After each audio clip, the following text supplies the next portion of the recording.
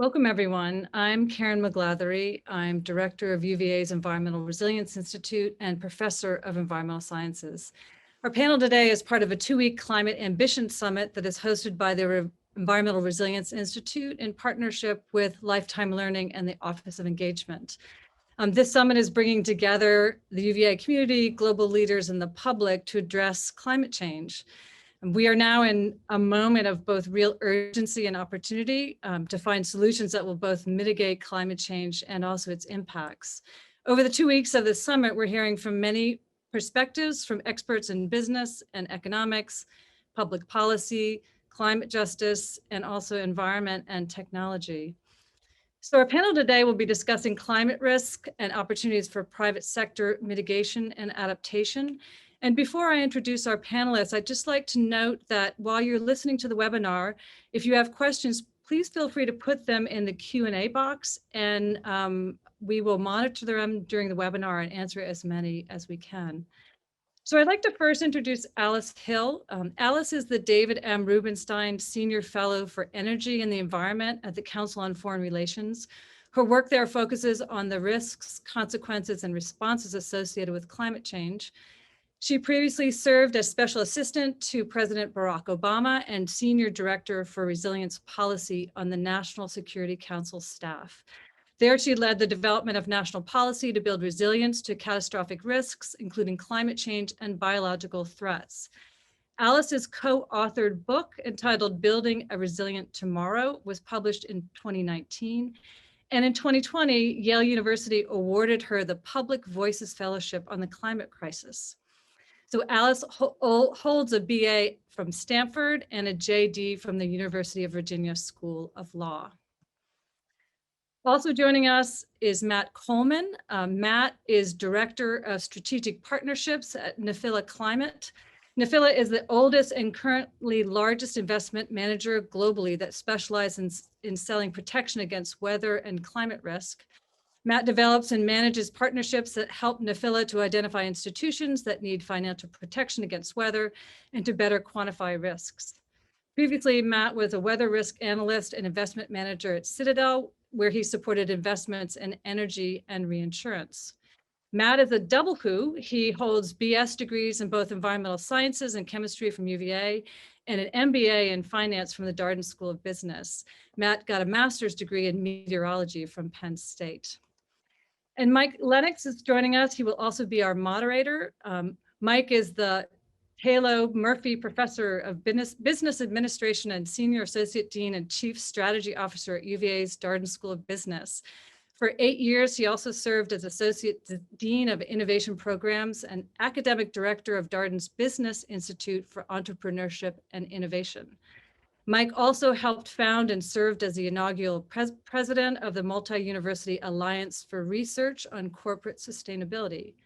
Mike has also written books. He's written 2 books. One, Can Business Save the Earth, which was published in 2018. And the newest one that was published this year, The Decarbonization Imperative. And Mike is also a double who. He holds BS and MS degrees in systems engineering from UVA, and he received his PhD in technology management and policy from MIT. So I'd like to welcome you all and thank you for being here. And Mike, I'm now going to pass it on to you.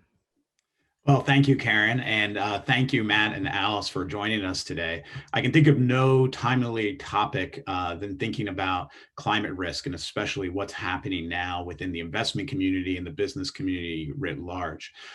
For our participants, just to share a little bit of how we'll flow a show here, I have some questions for Alice and Matt, and I'll be incorporating your questions as well. So just to reiterate what Karen said, if you have questions for the panelists, please include them in the Q&A, and we'll do our best to bring that to Matt and Alice as well.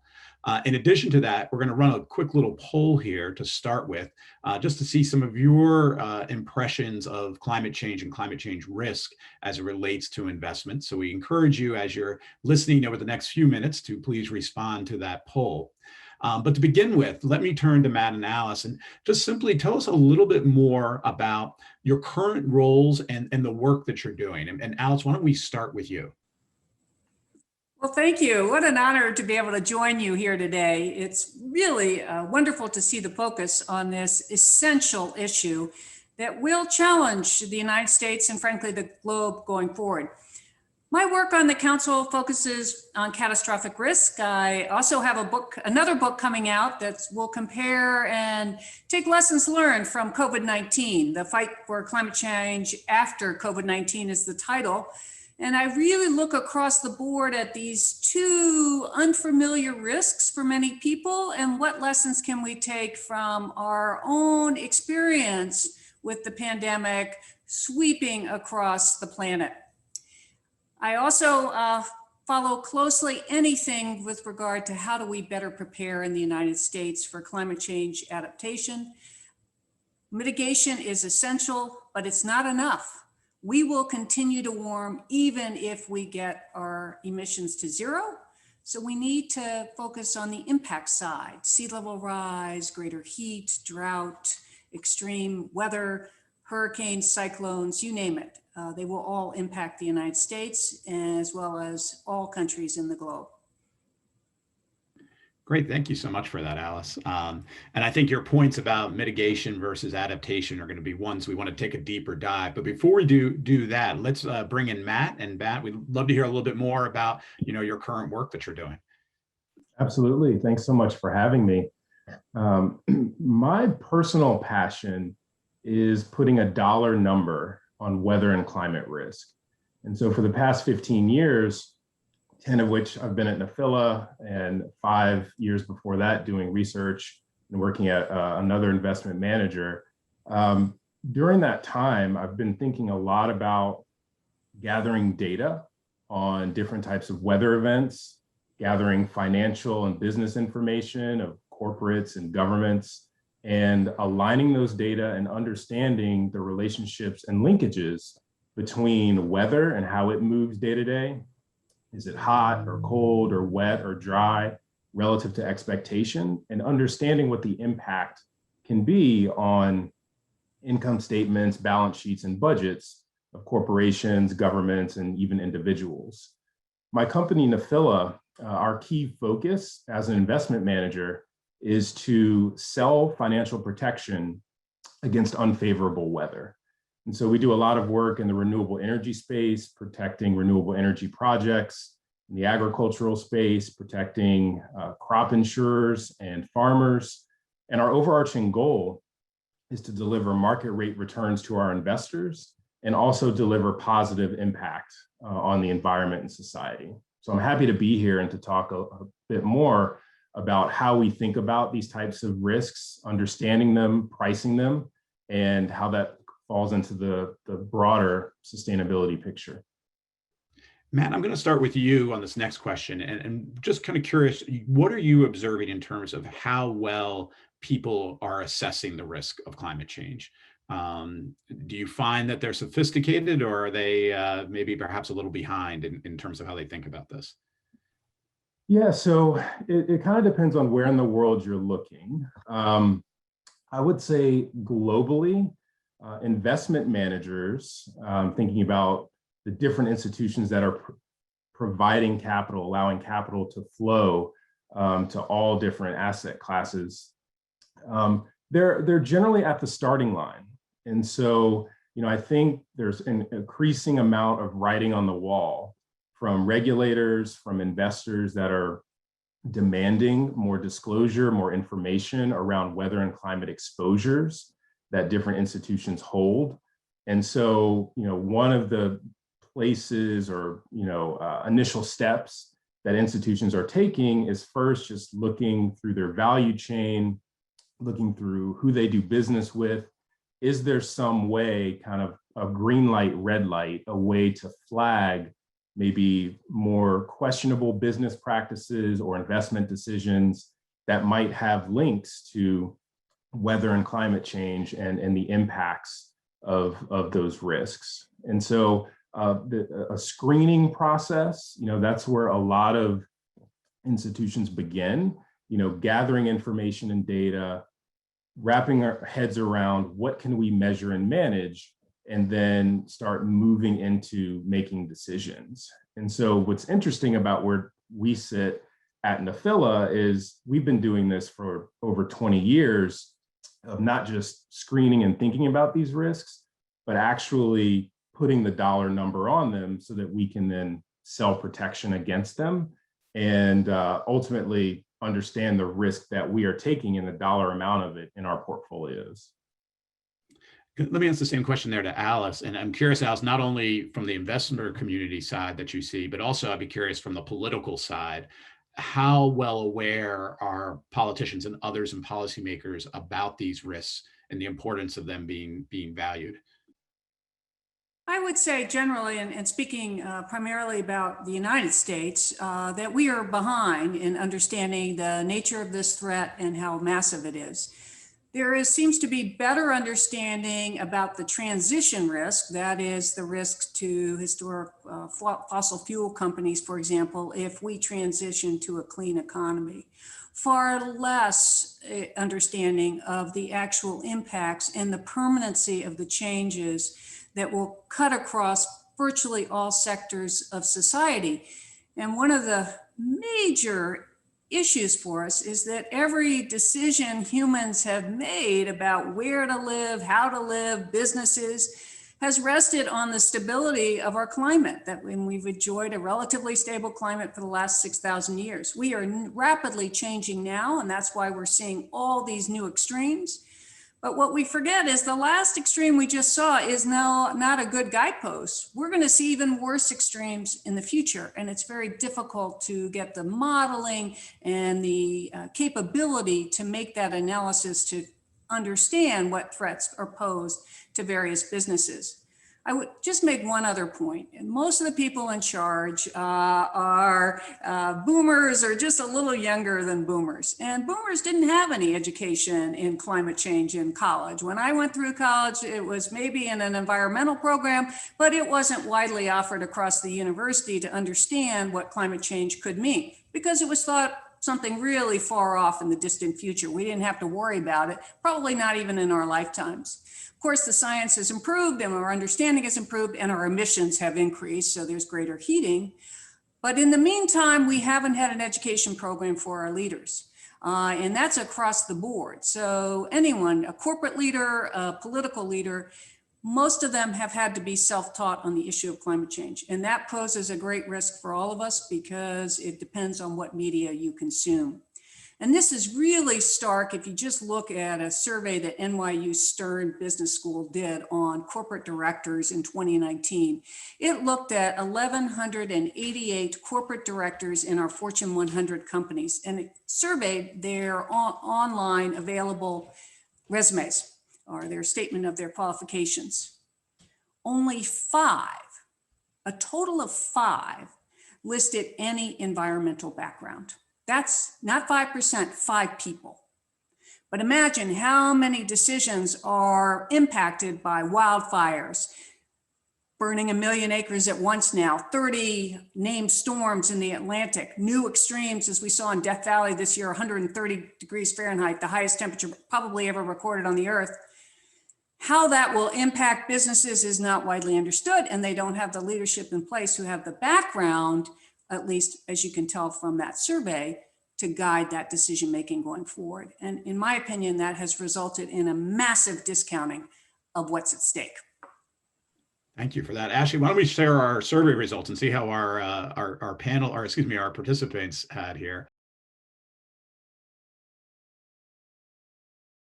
So we see about 56% for moderately impact, greatly impact 33%, and then less than 12% for very little or no impact. I also suspect we have a self-selecting sample of people participating today who are probably more attuned to some of these climate risks. Just quick reactions from you, Matt and Alice. Are people close to being accurate here, or are they still maybe undervaluing the risk here? In my opinion, they're undervaluing the risk. We don't understand these risks. It's really hard to assess them.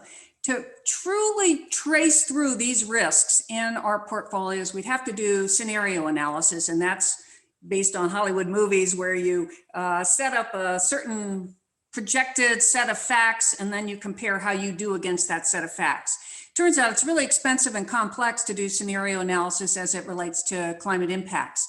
And so to do we're not getting reporting on it in any comparable or comparable way, and really very little transparency yet from corporations. And that may be simply because they're struggling with how to do it. It requires just terabytes of climate data, scientific expertise, access to meteorologists, immense computing power, and the ability to take these global climate models, which are at a very high level, and downscale them to what is going to happen in Charlottesville, Virginia in 30 years in terms of flooding and extreme precipitation events. That can be difficult to project. And if you're doing business around the world, you've got to do that for all the places you're doing business to make sure that you can continue to operate. Also for your supply chains, it's extremely complex because these impacts come in a very localized way. Matt, this is your organization, your business here. Tell us more how you do this. Yeah, I mean, in terms of how we think about it, it does start with gathering data and information. And the good news is that there is more and more global data available every day that passes, measured by satellites, measured by weather stations, and all sorts of different consulting companies, startup, new ventures that are focusing in societal or sector-specific impacts that are linked to weather and climate. And so while it is very much a challenge to wrap heads around, what frameworks can I use? Where do I even begin? The good news is that there are these different consulting firms out there. There are nonprofits and other institutions that are trying to do a lot of research and also connect the academic research around weather and climate exposures and the uncertainties associated with that, and then distilling that down to different timescales. So am I thinking about quarterly earnings or day-to-day fluctuations in weather and what that can mean and how that might change in the nearer term? Am I thinking across multiple decades and broader sustainability planning? And so we tend to be focused, say in the next 10 years or so. So that's how we tend to think about how weather might change and what risk we might face. But there are a lot of tools being built, standards that are being developed that are, proving to be starting points.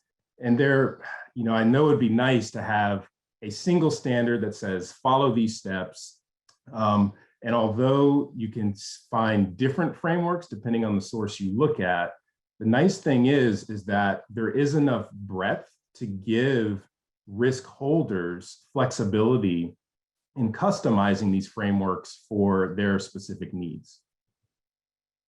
So let's take a little deeper dive and try to unpack where some of the industries you all see as being maybe the most impacted. And to start, I want us to focus on what I'll call kind of the primary risk, risk directly from climate change itself. And then we can talk about some of the secondary risks that presents as well. Matt, why don't we start with you? What industries do you see as being the ones that are maybe top of your list of being impacted by climate change itself? Yeah, and in terms of sectors that are directly impacted by the physical risks of weather and climate exposure and variability, food, water, energy are very much at the top of the list. Our focus today is very much around renewable energy and the uncertainty of revenue that renewable energy projects can collect over multiple years, depending upon how much wind is blowing through turbines, how much water is flowing through hydroelectricity plants, or how much sunshine is falling on solar panels. And so with that, there is a clear linkage between the presence or absence of weather that some investor or lender is anticipating and forcing different stakeholders in these ecosystems to make severe haircuts because of the uncertainty. And then when you look at other spaces like agriculture and the way that certain economies globally are heavily linked to agriculture and the amount of crop yield that is produced year in and year out. And that can be very much dependent upon rainfall, monsoons, is rain falling, are temperatures cooperating in a timely manner that a farmer would want. And then also with water, there are certain places where surface water and the amount of it is varying more than it did in the past. Looking at groundwater, how much of that will continue to be available today and into the future. And so the whiskers are certainly twitching by the different types of companies or governments that are exposed to these fluctuations. And that's frequently what we see in terms of different folks who come to us seeking financial protection against this type of variability. Great, thank you, Matt. Alice, what about you? What industries come to mind? Maybe in addition to the ones that Matt mentioned. Well, it's any industry. Look, if you think about every system, our road or transportation system rests on an assumption that we will suffer extremes within certain parameters. And so underlying all of our building codes, standards, analysis is this assumption that if you build to withstand the extremes of the past, you'll be safe in the future. But that is just a lousy assumption. So you will see continued failures of infrastructure across the United States as a result of climate impacts. And you're going to hear, as we hear so often in media reports, I've lived here for 50 years and I've never seen X occur. Well, that's true, but just because it's occurred now does not mean that even worse won't occur in the future. So if you are a manufacturer, your supply chains are at great risk of being disrupted because we built these really thin supply chains that are just in time across the globe. And we saw this in Thailand with the manufacturing of semiconductor chips. There was flooding in Thailand that around Bangkok. Turned out many of the manufacturers were centered in that area. As a result of the flooding, it completely broke that supply chain.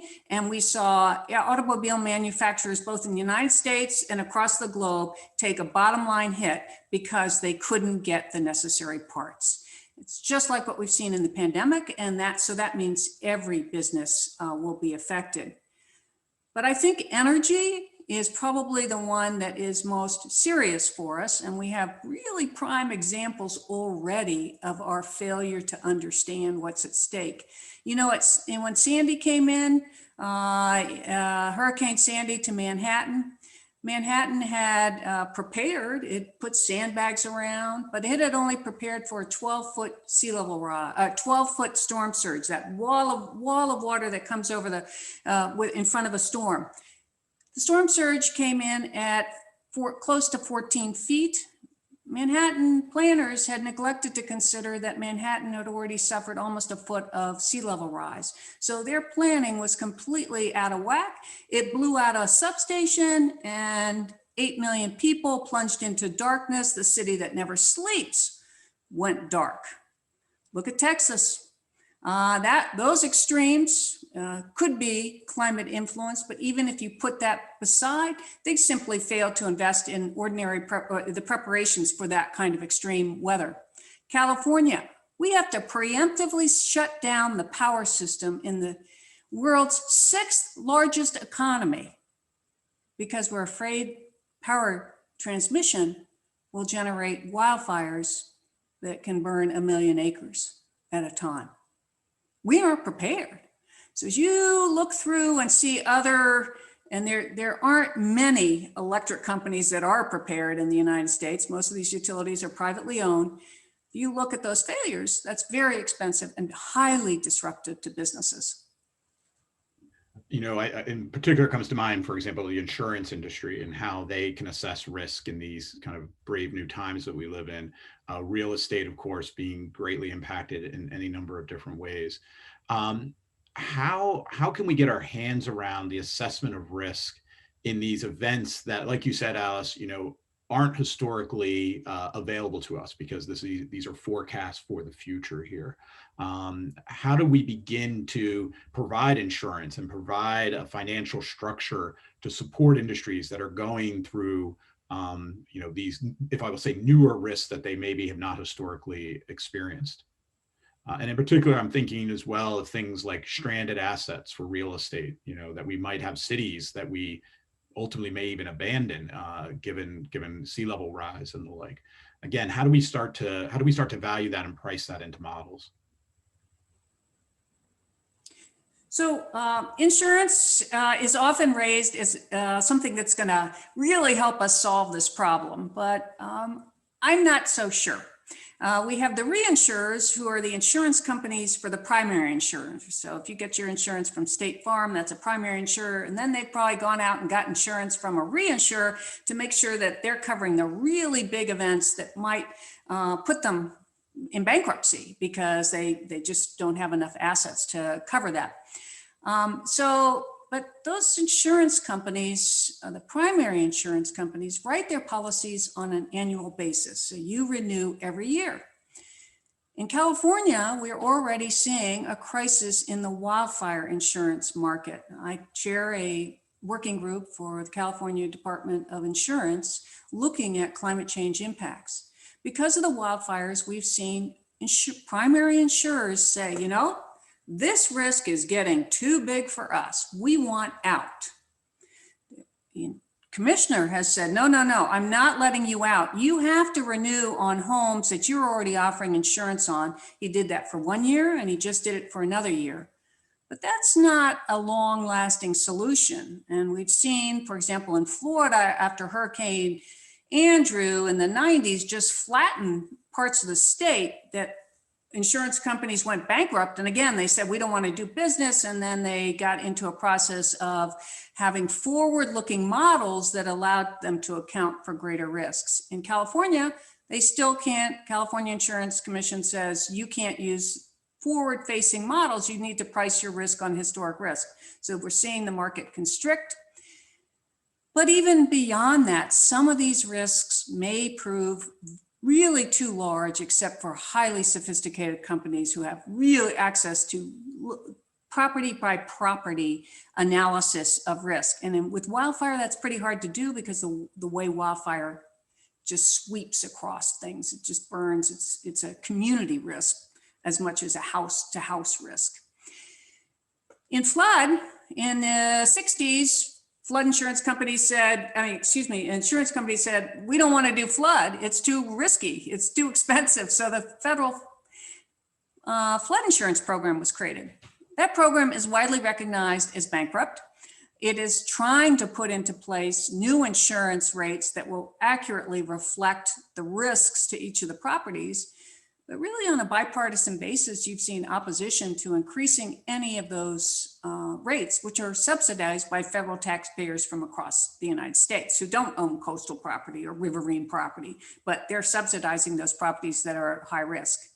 Here's something that is of concern. What happens if the wildfire market really constricts for insurance, private insurance? Who's going to supply it? Will it be the federal government again? We have no examples really of governments being able to offer insurance on these kinds of risks for a long term and being able to sustain it. Typically, most run into the political pressure to keep the premiums low so that people can afford them, but with low premiums, they want to buy right next to the coast because they know that the federal government will come in and save them if there's a big hurricane. Yeah, and I can say from sitting within that industry, the points that Alice made are spot on. So one thing that's missing in the insurance and reinsurance sector is a term structure for pricing. So what is the price of protection this year, next year, 10 years from now, 50 years from now?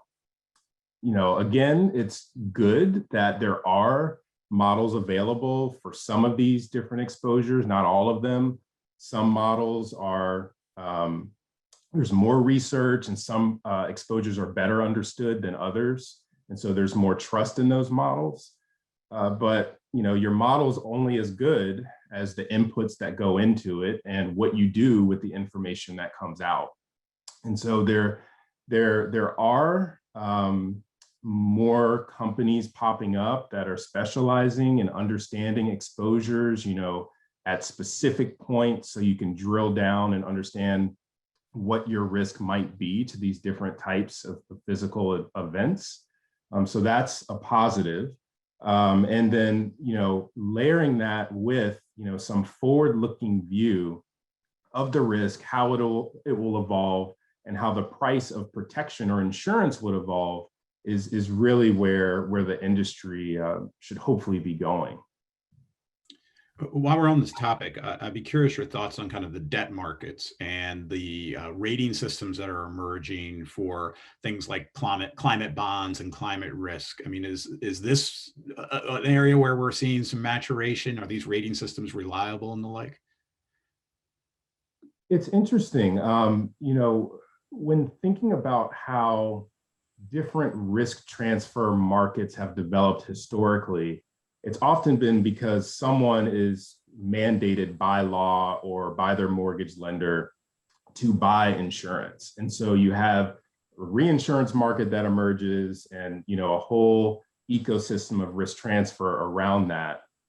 And so when we think about some of these other areas and, is there some sort of impetus like that could happen, that could emerge, that actually requires disclosure and quantification of these risks, that's where it feels like things are starting to move.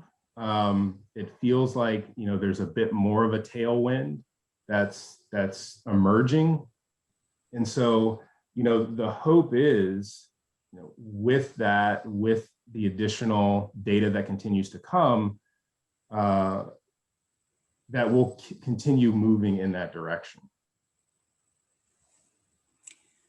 I would add that green bonds and ESG are really popular. We have seen just an explosion of ESG funds. They account for nearly 25% of total investments in US funds last year. The green bond market is over $1 trillion. And we've seen 71 sustainability funds launched last year. That's the highest rate ever. That's up from the previous record of 44 in 2017. So green ESG is really in fashion. But the risk is of greenwashing. There is no single standard. There's no one watching over this who can tell you that green means there's no coal financing.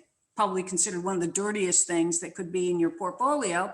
So BlackRock has made a big announcement that it will be net zero and is pushing net zero, but as of January, it held $85 billion of fossil fuel investments. So it's really a messaging issue, and because there's so little transparency as an investor, it's difficult to figure out, is this truly green? It's a little like when you go into the market and you want to buy organic blueberries and somebody just slaps on the organic label. Okay, well, if there's no system to determine what constitutes organic, you may be buying a pint of blueberries that are gorgeous, but they're full of, pesticides have been used. So we have that same thing. We have multiple, really an alphabet soup system developing. We have an ASEAN, the Asian states developing a taxonomy. The EU is developing a taxonomy. There's privately developed the Task Force on Climate Risk Financial Disclosure. Our Securities and Exchange Commission say they want to step in. Right now, it is very difficult to get at the bottom of answering the question, is this green, according to a set understanding among investors?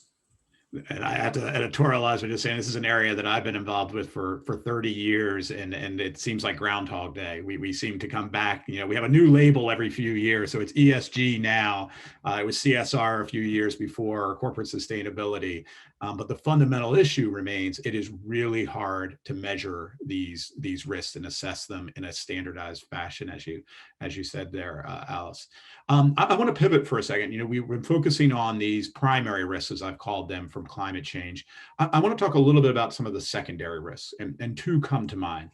Technology risks, as we might see the evolution of new technologies that supplant old, and then policy risk that might actually drive some of those technology changes there. I'd be curious your thoughts on kind of our assessment. Let's pick oil and gas, for example, here. We have a number of interesting things happening in terms of electric vehicles, in terms of renewable energy, that could have some real direct impact, obviously, on the demand side for oil and gas. How do we think about those risks, and how do we think about valuing those risks for different industries as we see what will hopefully be transitions to maybe more sustainable technologies?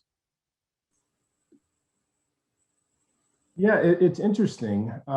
When thinking about risks for a sector like oil and gas, where one might go first is, okay, what has been the risk historically, and what is it today? So how has weather evolved? If I just look at the historical record of what's happened the past few decades, and then link that with a forward-looking view of how weather might evolve into the future.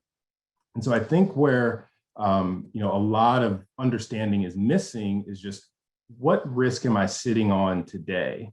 If temperatures are at this level today and they've trended in this direction over time, and the value of my assets have trended in some direction over that time, if I then layer on the forward-looking view of how temperatures or other exposures might evolve, and I'm thinking of these secondary effects of how they could impact my business and the value of my assets, I then want to take that understanding of my financial exposure today and then use that forward-looking view of what might evolve to start thinking about what that means in the future. So to the earlier point about something like stranded assets, it's really, I need to make a decision today about how to reposition my company or my institution, and understanding historically what's happened, but also within the framework that we can't just rely on that history. We've got to adjust it for what might happen in the coming years and decades. Alice, any thoughts? Sure. Well, in the energy sector, there's a lot of talk about carbon capture and storage, about reducing methane leakage in natural gas production and transport. So there are ways that the fossil fuel industry can reduce their risk. It wasn't really widely spoken of just a few years ago, but now hydrogen, and some of these are designed to allow the fossil fuel industry to remain at least somewhat robust in future decades. That all depends on technology, how good it is, and how much they can reduce the emissions using that new technology. But I think one important point in all of this is that no company, as we transition into clean energy, but also a world of worsening impacts, because the impacts will continue even if we cut all of our emissions, no company will be able to successfully insulate itself from all of these impacts. And I'll just give as an example, going back to Hurricane Sandy, if you remember these iconic pictures where all of Manhattan is dark except for one building, and it's lit up like a Christmas tree. It's just completely lights all over the place.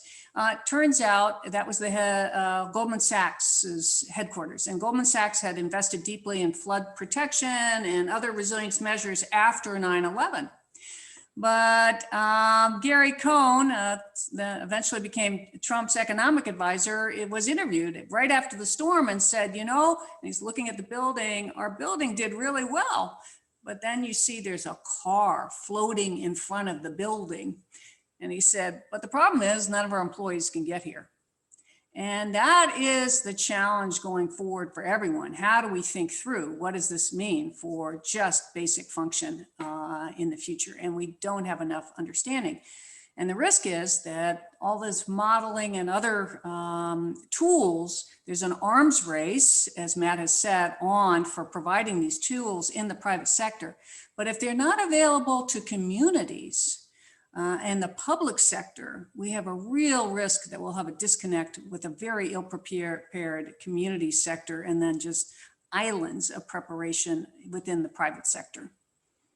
That's a great segue to one of the questions we got in the Q&A about inequity and kind of the distribution of risk. And I think it's fair to say that some of the most exposed communities around the world to climate risk are some of our poorest communities as well. Any suggestions on how we address those kind of broader societal and global distribution issues as it comes to assessing these risks, but then obviously adapting to them as well? A hugely important issue. These impacts will affect everyone, but they will fall unevenly. If you just look at a map of the globe, some of the worst impacts will happen around the equator to some of our poor countries. Those countries are already suffering from the pandemic. They've seen their revenues just drop dramatically, and they've had to beef up spending to take care of their populations. They've gone deeper into debt, and now they have to prepare for climate change, when honestly, they've had almost nothing to do with the climate problem. So deep concern, and you'll hear that repeatedly at the climate summit that's coming up on Earth Day, April 22nd, that President Biden's hosting, as well as in Glasgow for the Conference of the Party, the UN-sponsored conference that will happen in November. That's a consistent theme. How are we going to take care of these countries that didn't do anything to get us here, but really are ill-prepared, and now with the pandemic, deeply unable to pay the costs of adapting. And then similarly in the United States, these impacts will fall in places that are subject to flooding. Now, it does depend on what type of flooding we say. Most of our coastal flood properties at flood risk, many of them are high-end properties owned by wealthy people. When it comes to riverine flooding, we find that the wealthier homes are generally higher up.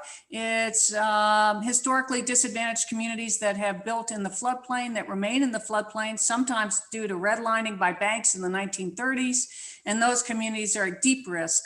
And then the question is, it may become too soggy, too dangerous to live there. And who's going to help those communities make the necessary adjustments and even move if they need to move?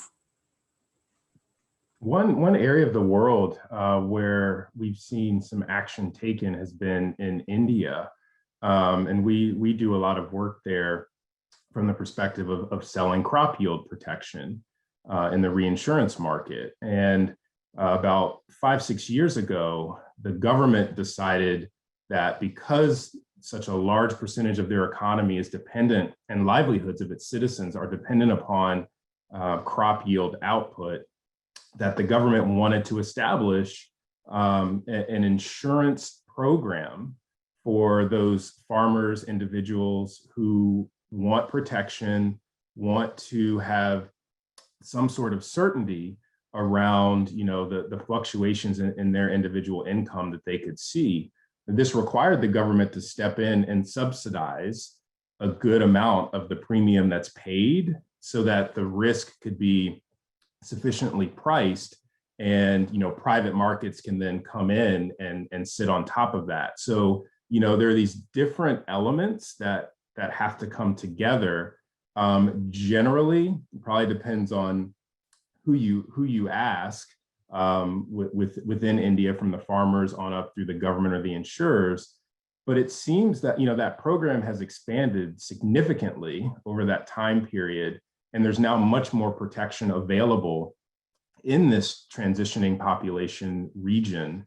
And hopefully more ideas like that will come up where the risk and the exposure can be looked at holistically, and then finding different public-private partnerships that could potentially come together to help become more resilient against these exposures. That's a great segue to my next question. We talked a little bit about ESG, but I want to talk particularly about this notion of impact investing. It's pretty easy to get depressed as we talk about the substantial risks that we're facing and liabilities and the like. But if I'm an impact investor and I care about climate change, where do I best direct my money? How do I begin to think about having a positive impact on the world through, be it either my retirement or other investment vehicles? And just to plant one seed, one of our participants had asked about, should I be looking at, major equities traded on the stock exchanges, or should I be looking at, venture capital or, the nonprofit sector? Where can I get the most bang for my buck as an impact investor who cares about climate change? It's really interesting to think about what your investment objectives are. I think that kind of will point you to a certain asset class or investment opportunity or another. On one end of the spectrum of impact investing, it could be purely philanthropic, where capital is deployed solely to measure and achieve impact, however, whatever the investment is or however that's measured. And then on the other end of the spectrum, there can be more market return objectives where, investors, they want economic return, and it's just as important to them to have an impact return as well. And so individuals, they may look at what's available to them. There are an increasing number of, ETFs, other liquid types of investments where you can, read about it, understand how it defines impact or sustainability. You sometimes have to, go a level deeper, as we talked about earlier. Is this really green? Is this strategy something that's really positioned for to be profitable, to be impactful now and into the future? But yeah, depending on where you are on that investment spectrum, you might be looking more at venture type investments or startups that are thinking about these types of problems and solving these capital and investment problems, or more in the private equity, less liquid type of investments that you're kind of in. You park your capital for a while and wait for returns to materialize over time. So that will partly dictate kind of where you look for different opportunities. Alice, anything you would like to add? Sure. I agree wholeheartedly. It's a really tough thing to do right now. We just don't have the kind of transparency that you would hope for to be able to see this. And so one example would be, you see a lot of companies saying they're going to be net zero by 2050. Not clear what that means exactly and how they're going to get there. And it doesn't even mean how much they're going to remove carbon emissions from their own operations. They could just be planning to purchase carbon offsets, for example, through forests, but that is somewhat controversial now because the forest could burn. And if everybody did that, we wouldn't have possibly enough land around the globe to handle all these carbon offsets. So there's some assumptions that need to be examined. I will say, if you're able to be involved with venture capital, one area that I think is severely underfunded is adaptation. This is both on the philanthropic side and well as government funding. There just isn't enough money pouring into understanding how we can better adapt and what we need, the kinds of tools and systems and building materials that will keep us resilient as well as cut our emissions. And it's just an area that mostly the dollars in this area have gone to mitigation efforts, reduction of emissions, which are very important, but they have left this adaptation issue really as an unwanted stepchild. And we are suffering because we don't have the information yet that we need to make the wise choices, even, for example, with President Biden's proposed infrastructure package. We really should be looking at a whole range of new types of materials that both cut emissions and ensure resilience. But we have investment in those areas has lagged. Yeah, I think that's a great point about the interdependency between actually mitigation and adaptation. I think about the agriculture industry. And if you just think about the growing world population, we have to go from feeding 7 billion to 10 billion people by 2050, while simultaneously reducing our carbon footprint, which is about 25% of global emissions, and an industry that's probably on the leading edge of being impacted by climate change itself in terms of our ability to generate yields and the like in a changing climate world. Well, on that depressing note, let me let's end with maybe a positive and one of my favorite questions for panelists, which is the magic wand question, which I'm sure you've all had in the past, which is if you had a magic wand and could change something, maybe something in federal policy or other domains to help us improve in assessing and valuing climate risk, what would it be? What would be the change you could make? And again, politics aside, you could make this happen with the wave of a magic wand. Matt, you want to go first? Sure. I think where my thoughts tend to lay around that question are with respect to time and time horizons. Going back to the idea in the insurance sector of having a term structure of pricing. So something that is looking at risk in the past, risk today, and risk in the future, and using that unified view to determine, what the likelihood of these different types of events could be and how that will evolve, and have that price signal in that market to help drive behavior, investment, and protection decisions. The other thing that's interesting with respect to time is I see a lot of planning for the long term. So in the corporate space, you'll have sustainability teams that are thinking and making decisions that span multiple decades and trying to look at long-term climate information and use that to plan over that time period. And then you may have a separate treasury or financial function that's thinking day to day about earnings and meeting shorter term targets. And it would be nice to see more unification across that type of planning where you can have shorter term weather exposures, other types of business exposures that can impact financial performance today. And then if data, if risk information and business information can be unified across that time period to link, better link that strategic planning, both in the short term and the long term, that's what I would use my wand to do. Great. How about you, Alice?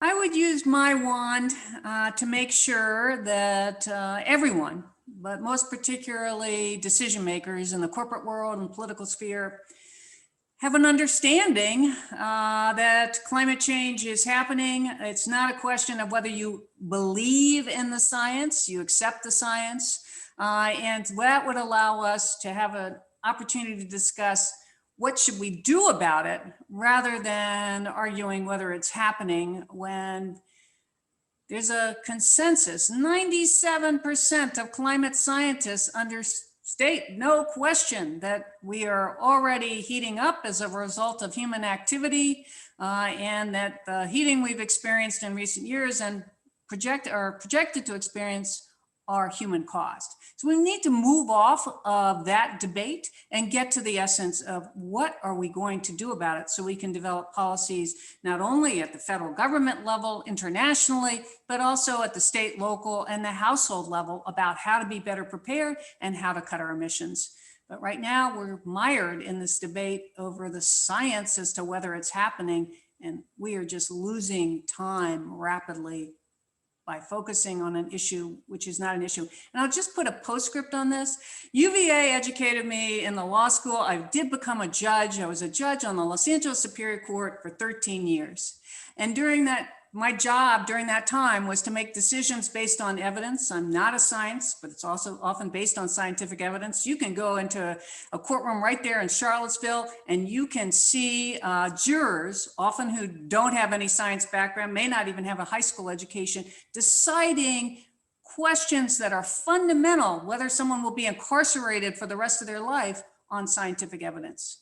So we don't all need to be scientists to judge this evidence, But we need to accept the science, and we need to put that debate aside and move forward to the real issues, which is how are we going to address this crisis?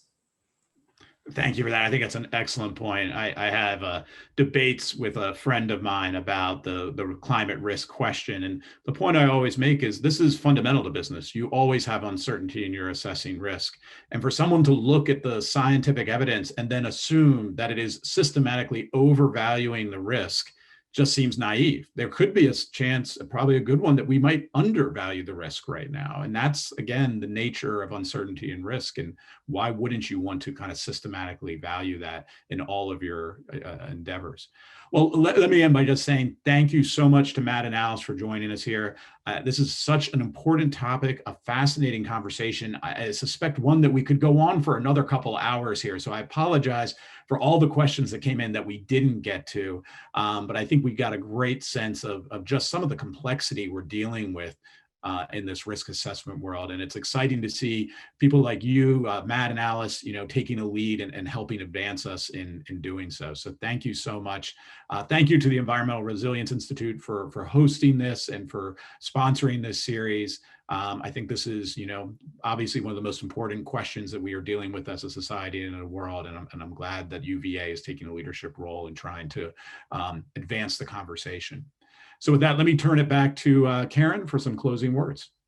Thank you, everyone. I think if I had a magic wand, it would be to listen to you all for another couple hours. I thought this was a really inspiring conversation. And as a scientist, I was really happy to hear the rah-rah for science, the basic foundational value that science puts into making these decisions. Just a couple quick thoughts, and then I'll just wrap up. I often say as a scientist, just like Alice and Matt did, that the past is no longer a reliable guide to the future, and that we need new approaches and new models to think about risks going forward. And I think that this really fundamentally is understanding the risk of these extreme events, both from a natural science point of view, but also from a business and economic and environmental justice perspective. So I really appreciate your highlighting that. We continue next week for the last two events that are part of this Climate Ambition Summit. On Tuesday at 2 o'clock Eastern Time, we will have a climate justice panel. So we'll be sort of following up on some of the issues that you raised today. And then on Thursday, we'll have a final conversation with President Jim Ryan and Arun Majumdar from Stanford University. They'll be thinking about, from a larger societal perspective as well, can we get to net zero? How do we get to net zero? What are our goals? What are our ambitious goals, and how can we get there? And so that will build off of the many panels and conversations we've had so far in this summit. So again, really appreciate everyone's involvement and participation, and particularly Alice, Matt, and Mike for your thoughts and insights. And I look forward to reading all your books. So take care, and thank you again. Have a good weekend.